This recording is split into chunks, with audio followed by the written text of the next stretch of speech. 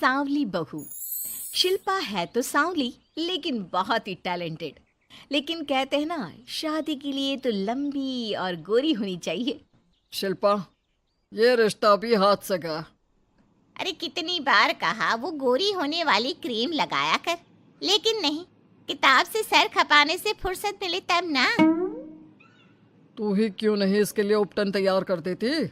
शर्मा जी की बेटी का कम रेट में कितना अच्छा रिश्ता हुआ है। इसकी तो उम्र के साथ ही लड़के वालों की डिमांड भी बढ़ी जा रही है। शिल्पा को ये बातें अब बुरी नहीं लगती थी। लगे भी क्यों, बचपन से सुन जो रही थी वो ये सब कुछ।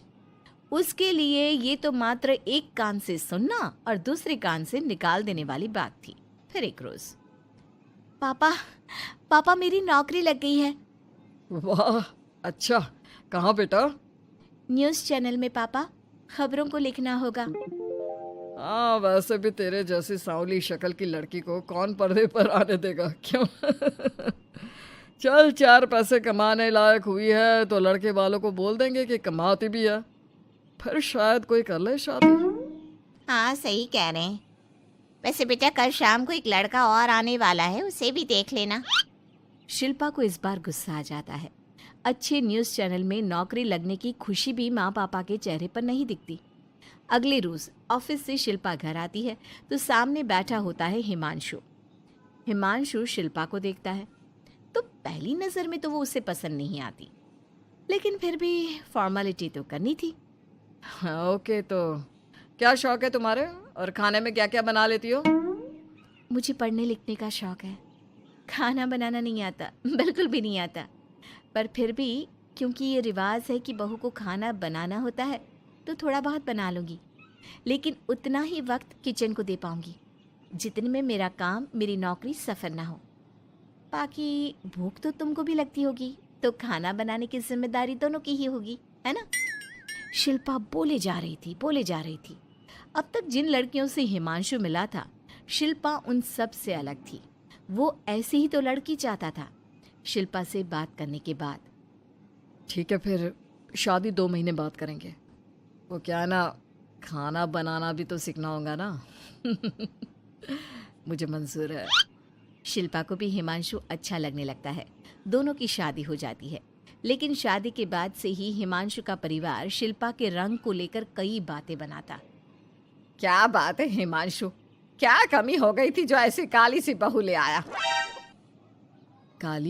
काली तो नहीं है। हाँ, मेरी शिल्पा का रंग हल्का सांवला है। वैसे आप तो कृष्ण की भक्त हैं, जानती है ना, उनका रंग भी सांवला था। अब सांवले रंग के कृष्ण की पूजा तो सांवली मेरी बीवी खराब कैसे? बात तो सही भी थी। क्यों सांवला रंग खराब माना जाता है? शिल्पा पति का तर्क सुन रही थी। थोड़ी देर के बाद, क्या बात है, शब्दों का जादू आ गया। क्या तर्क दिया आपने सांवले रंग के समर्थन में? तो क्या तुम ही पत्रकार हो? अरे तुम्हारा पति भी कम नहीं है। शिल्पा रोज एक नई तरक्की छू रही थी। कभी विदेश दौरा तो कभी बड़े बड़े लोगों का इंटरव्यू। एक दिन, सुनो, आज का दिन बहुत खास है, मैं मुख्यमंत्री जी का इंटरव्यू लेने जा रही हूँ। अरे वाह, क्या बात है, सही है यार। तभी ससुर आ जाते हैं। बहू, थोड़ा मेकअप भी कर लेना, वरना काली काली फोटो सब जगह आएगी। अरे हम तो शर्म के मारे किसी को दिखाते भी नहीं कि ये हमारी बहू है। न जाने क्या कमी थी। अरे वो शारदा दीदी की बहू देखो, कैसे मक्खन की तरह गोरी है। और नताशा, वो तो ऐसे लगता है जैसे भगवान ने दिल खोल कर रंग दिया है उसको। अरे माँ, आजकल रंग नहीं बुद्धि का जमाना है। हाँ, तो वो दोनों कहाँ पागल है, अच्छा खासा घर देख रही है। शिल्पा को ससुर की बात पर गुस्सा तो आता है, लेकिन वो मूड खराब नहीं करना चाहती। वो तो बस तैयारी करती है कि जल्दी से अच्छा सा मुख्यमंत्री का इंटरव्यू हो जाए और दुनिया देखे। होता भी यही है। शिल्पा जब शाम को घर आती है तो, अरे चाची, बुआ, फूफा जी, कैसे हैं आप सब? कैसे आना हुआ? शिल्पा को आसपास के लोग भी देख रहे थे। वो भी जानती थी कि उसने जो इंटरव्यू किया वो कितना वायरल हो रहा है।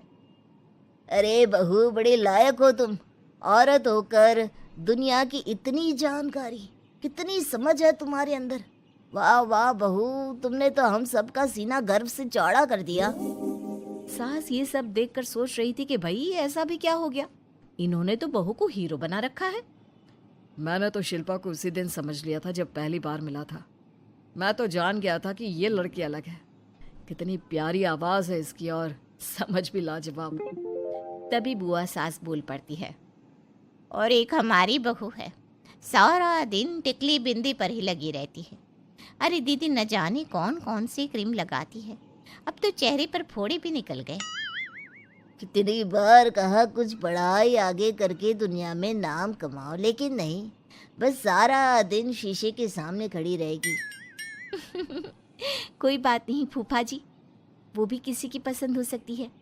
हम लोगों का क्या, एक काम अच्छा कर दिया तो पूछ लिए गए, नहीं तो जमाना तो गोरी सूरत की ही तारीफ करता है। क्यों माँ जी? हाँ हाँ, वो क्या है ना, मैं ज़रा पानी लेकर आती हूँ, तू बैठ बहू। हाँ हाँ बहू, तू तो बैठ।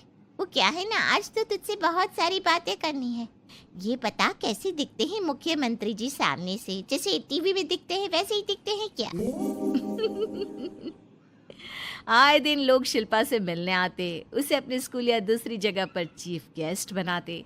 ये सब देखकर पति तो खुश होता, लेकिन सुंदर बहू का सपना सास की आंख से उतर ही नहीं रहा था। फिर एक रोज, शिल्पा, पापा कहाँ है? माँ जमीन पर गिरी पड़ी है, वो बेहोश हो गई है। शिल्पा की सास को गंभीर बीमारी हो जाती है और फिर आप लोग अपनी माँ की किसी बात को मना ना करना, उनका दिल कमज़ोर हो चुका है। दिल में कोई बात लगेगी तो उनके हार्ट अटैक आने के चांसेस हैं, तो समझ रहे हैं ना? कुछ दिनों में ठीक होकर सास घर आ जाती है और फिर एक दिन, देख बेटा, मैं मरने से पहले एक सुंदर बहू का चेहरा देखना चाहती हूँ। अरे मैं नहीं चाहती कि तू इस काली कलूटी के साथ रहे, छोड़ दे इसे। अरे कल को तेरे बच्चे भी ऐसे काले पीले पैदा होंगे और फिर हमारा खानदान देखने लायक नहीं होगा। शिल्पा सुन रही थी, वो परेशान हो रही थी। वो सोचती है कि एक बार वो अपने पति से बात करके देखेगी। सुनिए ना, मुझे आपसे बात करनी है। मुझे भी शिल्पा, मैं माँ के बिना नहीं रह पाऊंगा, तुम समझ रही हो ना? शिल्पा को दुख होता है, लेकिन वो क्या करती। वो हिमांशु को तलाक देने का सोच लेती है और फिर शिल्पा, माँ की हालत फिर खराब हो रही है, क्या करूं? माँ को सबसे बड़े अस्पताल में भर्ती करना होगा। लेकिन वहां तो बेड के लिए बड़ी बड़ी सिफारिश करनी पड़ती है।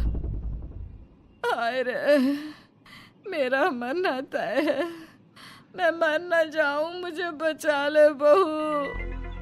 शिल्पा को हैरानी होती है कि वो करे तो क्या करे। पर माँ जी, मैं कैसे? बेटा, मुख्यमंत्री जी से बात कर ले, उनसे बड़ी सिफारिश किसकी हो सकती है? तू बोलेगी तो शायद तेरी सास की जिंदगी बच जाएगी। शिल्पा सिफारिश से सास को बड़े अस्पताल में भर्ती करवा देती है, जहां लंबे समय बाद सास ठीक होती है। लेकिन इस बीच एक दिन भी शिल्पा उन्हें देखने नहीं जाती। सास जब घर आती है तो एक सुंदर सी लड़की उनका स्वागत करती है। ये कौन है और शिल्पा कहाँ है? मुझे तो मेरी बहू ही चाहिए। माँ, कैसी बात कर रही हो? तुम्ही ने कहा था ना कि शिल्पा काली है और तुम्हें काली बहू नहीं चाहिए। ये रीना है, तुम्हारी बहू। नहीं नहीं, मुझे माफ़ कर दो, मुझे तो मेरी शिल्पा बहू ही चाहिए। उसी के कारण आज मेरी जान बची है। मैं नहीं समझ पाई कि सुंदर शक्ल से ज़्यादा सुंदर दिल और आचरण होना चाहिए। लेकिन अब क्या, अब तो देर हो चुकी थी। हिमांशु भी जानता था कि आत्मसम्मान वाली शिल्पा अब उसकी जिंदगी में वापस नहीं आएगी। अब तो शिल्पा को वे लोग बड़े बड़े चैनल की स्क्रीन पर देखते और अफसोस करते। शिल्पा चाहती तो कभी तुम्हारे लिए सिफारिश नहीं करती। अब तो आसपास के लोग भी घर नहीं आते। लोगों को लगता है कि शिल्पा ने हम लोगों को छोड़ा क्योंकि हम उसके लायक नहीं थे। सही बोल रही है माँ, हम ही तो उसके लायक नहीं थे। शिल्पा जैसी समझदार, पढ़ी लिखी, दुनिया की समझ रखने वाली लड़की को मैंने छोड़ा, सिर्फ आपके कहने पर। अब ये गोरी लड़की आपकी बहू हो सकती है, लेकिन मेरी बीवी कभी नहीं। हिमांशु वहां से चला जाता है।